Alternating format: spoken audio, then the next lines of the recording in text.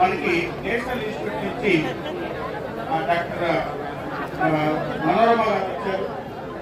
మన Indian institute of oil seeds research వాటిని మీకు తెలుసు మేడం. ఇప్పుడు ఆయిల్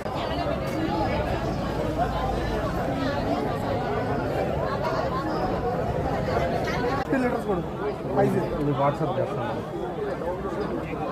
సరే.